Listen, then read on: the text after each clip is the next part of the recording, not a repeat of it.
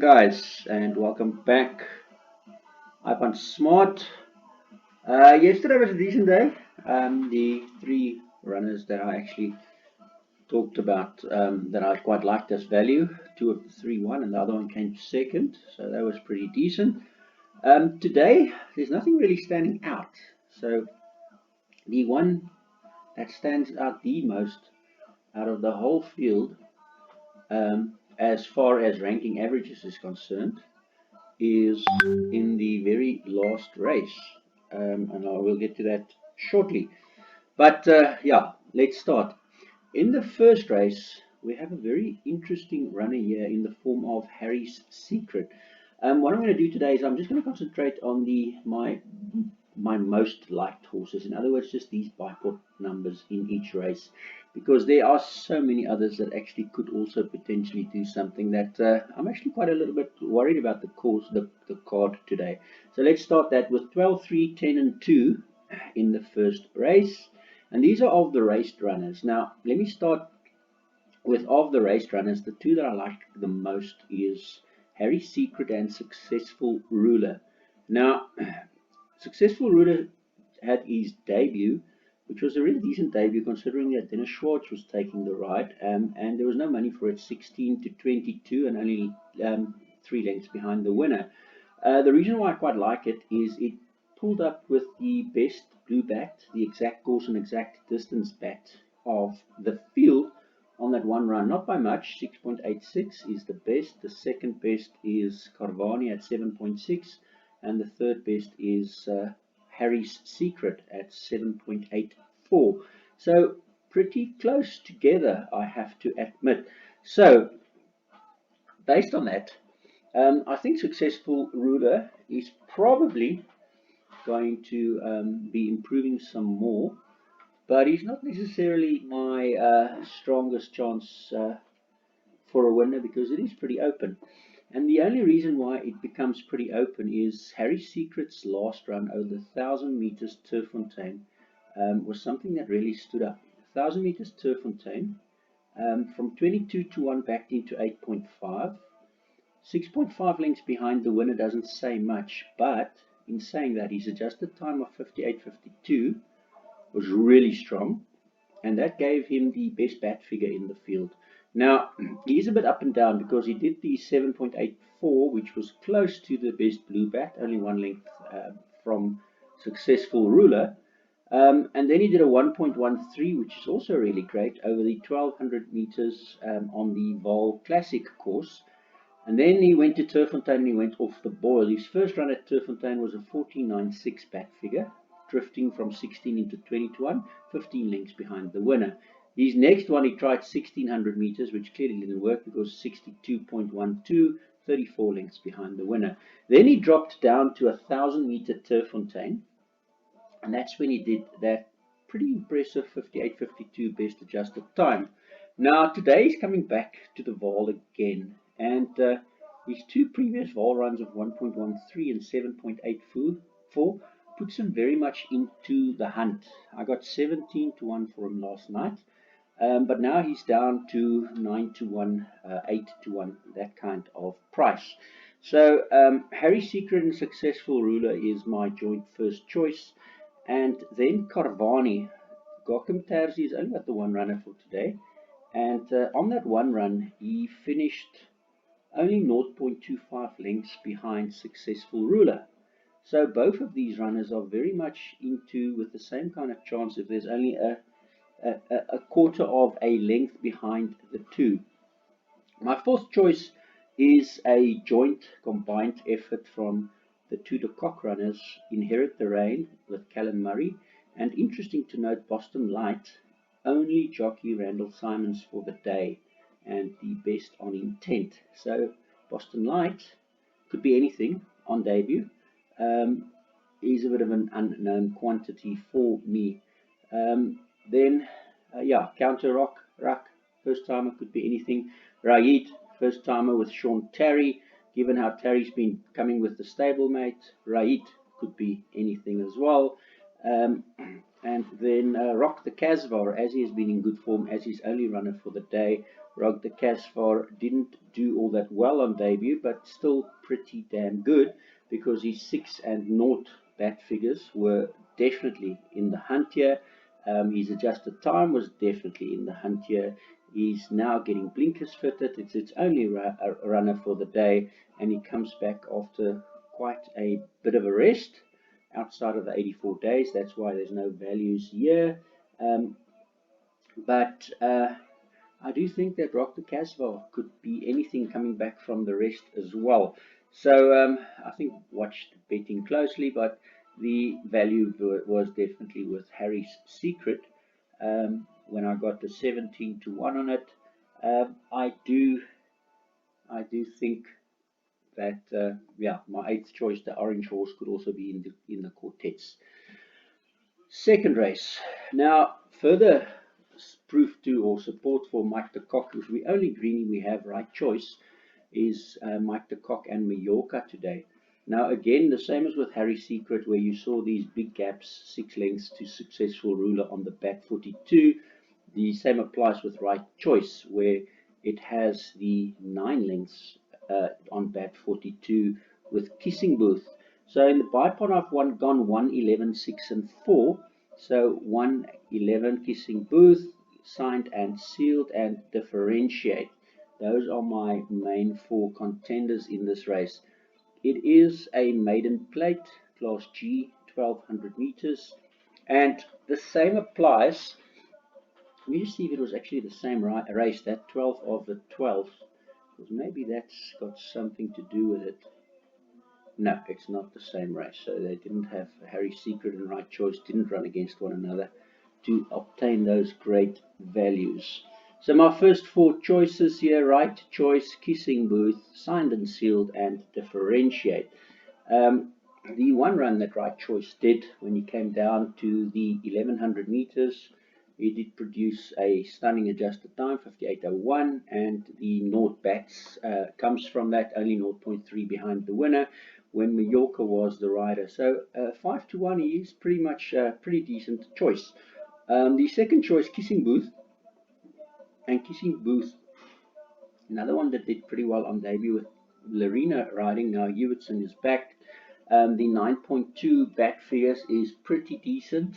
It is on the Turffontein track. He is making his debut on the Vaal track, and on that day, the 19th of December, he was 4th, 2 lengths behind the winner, and Signed and Sealed was 2.4 lengths behind the winner, so only 0.4 difference in 5th. So very little on those two. So Signed and Sealed, Brett Webber's one of only 2 runners for the day at 12 to 1, only 0.4 lengths behind Kissing Booth on that one run.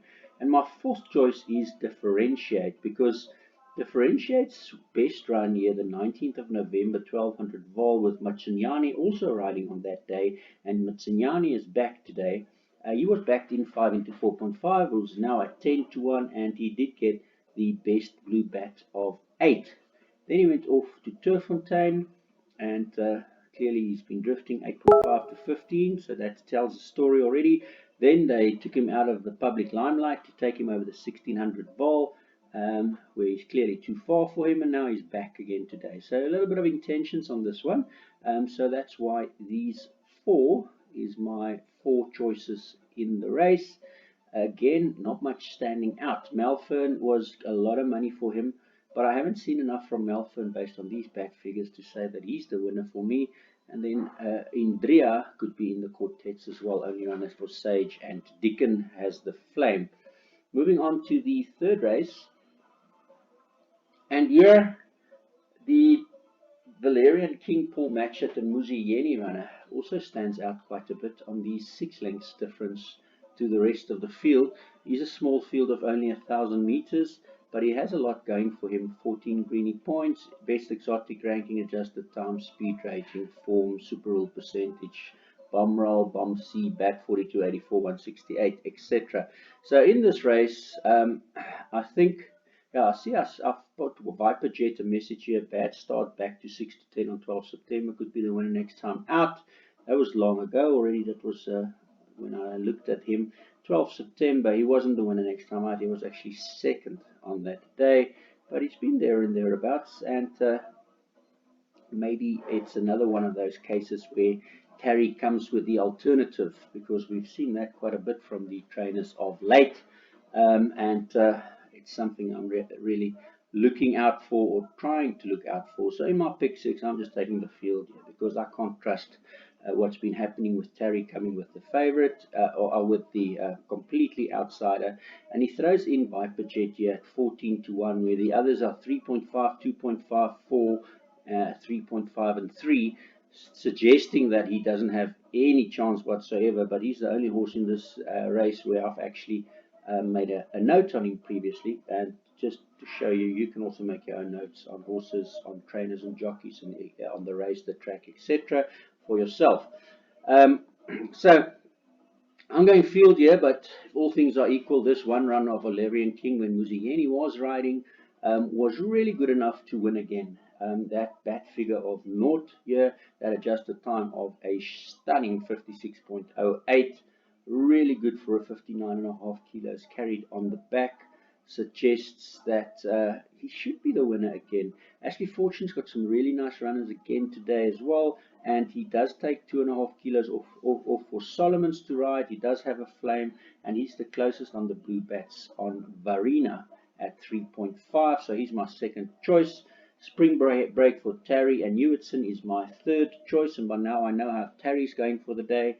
Garden Party my fourth choice, and Viper Jet my fifth choice. But in saying that, I wouldn't be surprised if Viper Jet does win this race.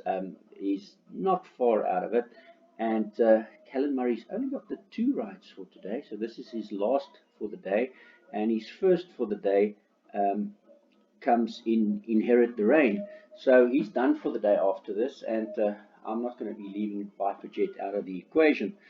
In the next race, it could be a potential match it double with Valerian King, followed by Lily Blue. Lily Blue does get my first choice in this race, and I have gone 3, 2, and 1 with Rouge Allure, Moffat, and Kumalo. I know that Moffat does use Kumalo a lot as his strike jockey, and he is the highest on T-curve. So he's definitely my second choice. Shiver's my third choice with the best bat figures here, and by now we know if Harry's Secret is doing well. So those 3 goes into my small bipod, 3, 2, and 1. And the fourth choice is not completely out of it. Pomander and Matsunyani at 12-1 with Mike the Cock. And my fifth choice is Smiley River with Labuskachni and Munger. It does have the only, therefore best exact course, exact distance blue bat. He does pop in before Smoking Hot. And Candice Dawson's been in good form, but 49.5 kilos even. He doesn't come up with very good bat figures on Smoking Hot. So yeah, the fifth race, and here my first choice pops up as a little bit of a hidden bit of a surprise in Imperial Master at 12-1, purely judging after the Bolt Resolve scratching on the Bat 84 1.45 lengths and Bat 168 1.45 lengths. That now brings him as the best overall ranking and the best greenie points and the best exotic ranking. Also gets blinkers fitted today. And this race, my first 2 choices is a 12-1 Imperial Master and a 8-1 Sell High.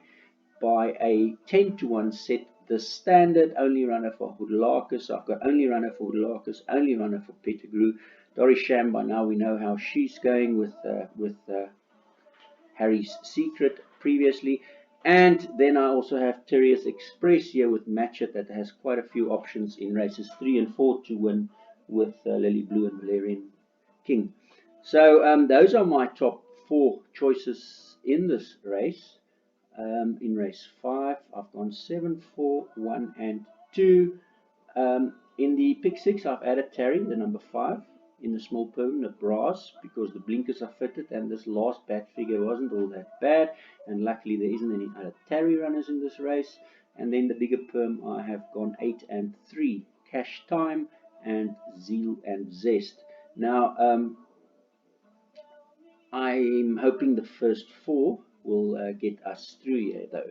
Last leg of the bipod, and here I've got another interesting first choice in Opening Gambit. Kumalo taking the ride. The interview of Gray the other day was quite nasty to the public, since the public is paying his salary, the way he said no, he's not making any comments, the public can decide for themselves, and then he comes and he wins with the stablemate, big outsider. I thought that was a bit nasty considering who's paying the salary. Opening Gambit, the first choice, it has now been gelded. Kumalo takes the ride, best overall ranking, best on greenie points by quite some place before afternoon tea in the second spot, and the St. John Grey stablemate with Macaulay after a interview like that, on 57.5 kilos, also pops in here with a nice 8.27 bat figure coming back from a rest. That 8.27 is on the 84 days, second best behind afternoon tea. And those three runners are my first 3, 7, 1 and 3. I don't think it stops there though, because this is David Nieuwenhuizen's first for the day, and he might potentially be trying on the double, so Plumfield is my fourth choice, and the other Dory Sham runner, Bravo 1, is my fifth choice. So I've got 5 runners here in the bipod. I don't want to go out the bipod, and I have Private Ruler with Fani Broncos and Muzi Yeni, best exotic ranking, which is quite interesting for a horse that doesn't have much on the bat figures, as my bigger bipod bracket. In the pick 6, I have done 7, 1, 3, 9, 10 and 12, and the bigger perm I'm considering 11, 4 and 5. Stupefy with, funny enough, best median speed and best back curve. Here Dennis Cassen's only got 2 for the day, and my kingdom, Kobus Roo and Dennis Schwartz, not good bats here, but good super rule percentage. And then Super Fine, which does pop up here on third T curve, 38.44 points. At a 20 to 1, Craig Buntam's only got 2 for the day. Best exact distance, median speed, and best super rule percentage as well. So that's in the bigger perms, 20 to 1. So as you can see, I've not seen much that's standing out yet. In the 7th race, I'm considering if St. John Grey can win the previous race, that Make a Penny is one that I'm really going to be interested in.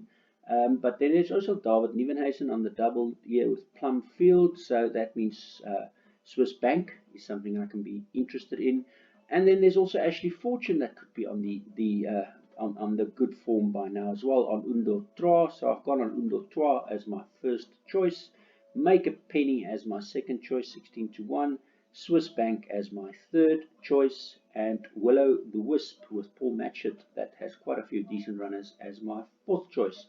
So that would mean I have 4, 11, 2 and 3, and I've even put in 6 Big City Girl, Corne Spies and Henny Greiling, 16 to 1. I'm concerned about these best bat figures and the best bat curve figures, another 16 to 1 shot. So you can see why easily this pick 6 can get out of hand and can pay quite a bit, because there's a lot of these bombs hidden inside where any of these bombs can come and hit. And then the last one I also want to include is Soul of Wit, St. John Grey and Hewitson. He's just run like just the other day, which is the 5th of Jan, and now he gets Hewitson back again. That might just have been a reconnaissance mission. I didn't see much coming out of the race, and he could have just used that to see where he's at. So I'm going 4, 11, 2, 3, 6, and then the bigger perm also the 5. My 7th choice is Evening Rise, and my 8th choice is Hertog, Fani Broncos and Ryan Munger. A little bit of a concern with that as well, because he's just behind Big City on the bat figures. They are both red bats because they are outside of the 250 meters for the 1500 meters. If they're inside, then they're green bats. The last of the day, just trying to stay to 20 minutes, is what I consider as my best trier for the day. And simply put, reason being, is the best ranking average difference, which is still a very little difference, 0.9 in race 8. Bashle Bonke, the difference between Bashle Bonke and my second choice, Speechmaker. Adamson's only for the day, Boekspier Strijdom, just the time, speed rating, exotic ranking, stat form and intent, all first. And then Fani Broncos also has Calvin Hubbard here in this race, which is interesting because Broncos has Yeni earlier.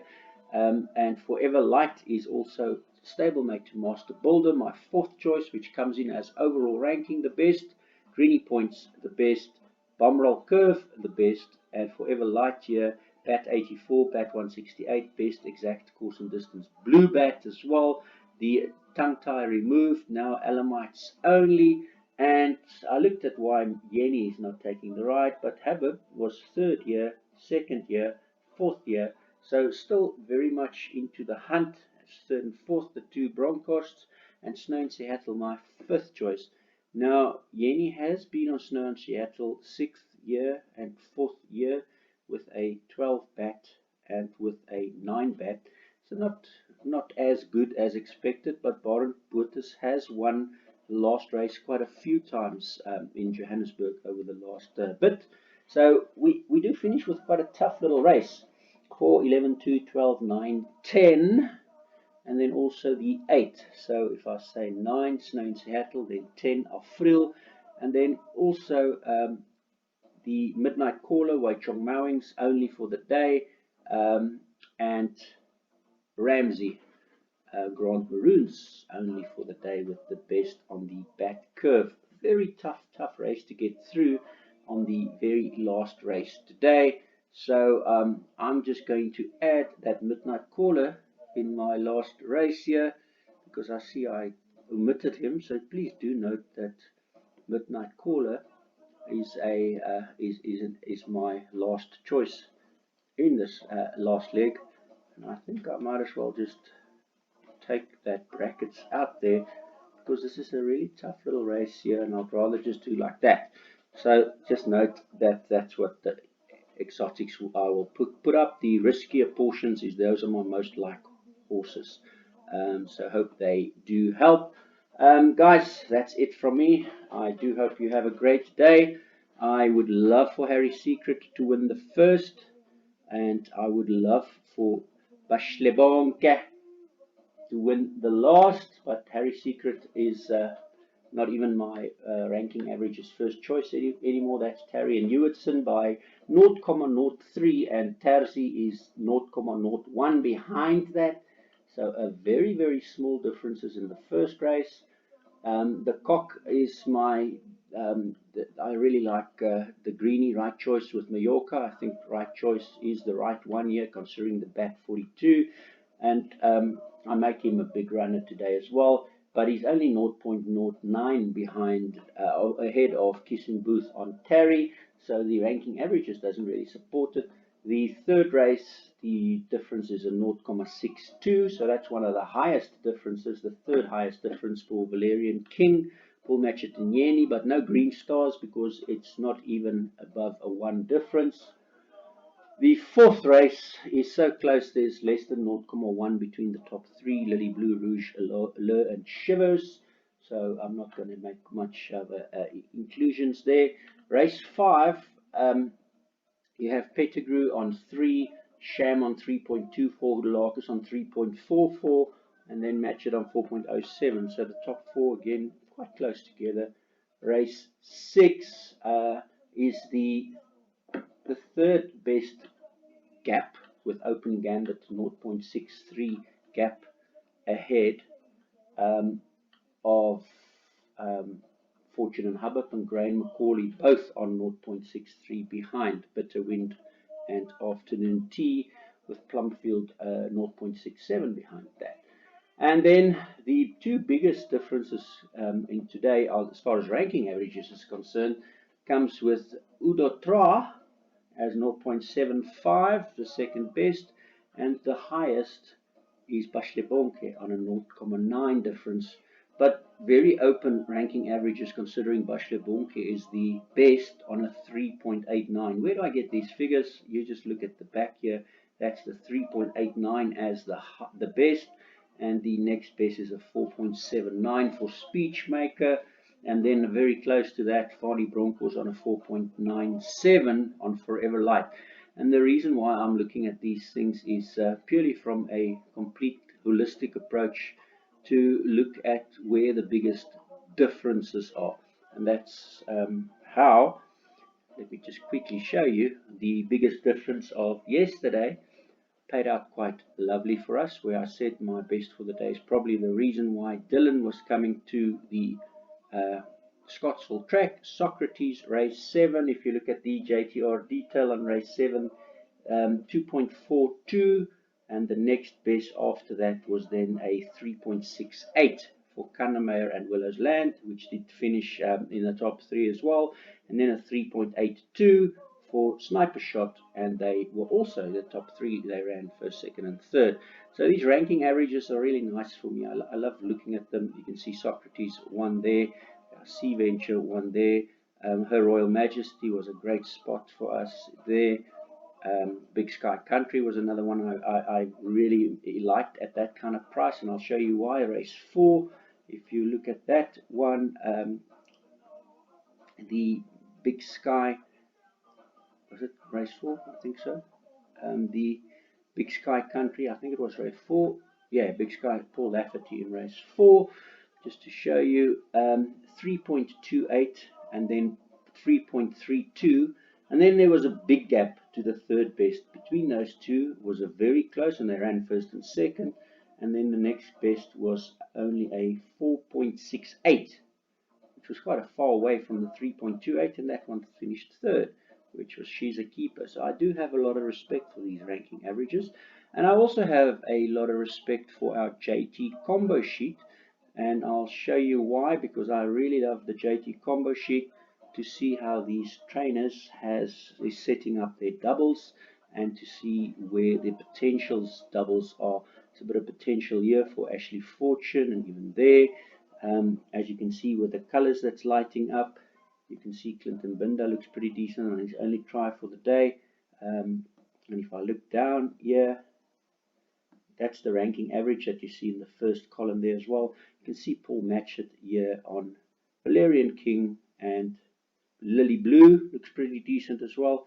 Terry looks pretty decent on Successful Ruler, and what's that one? If you hover over it, it'll give you the number, the name, and the actual horse that with the odds.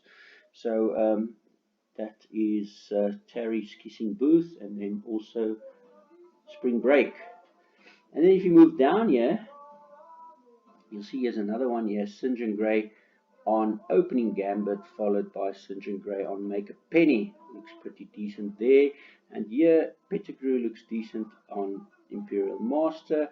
Moffat looks pretty decent here on Rouge Allure.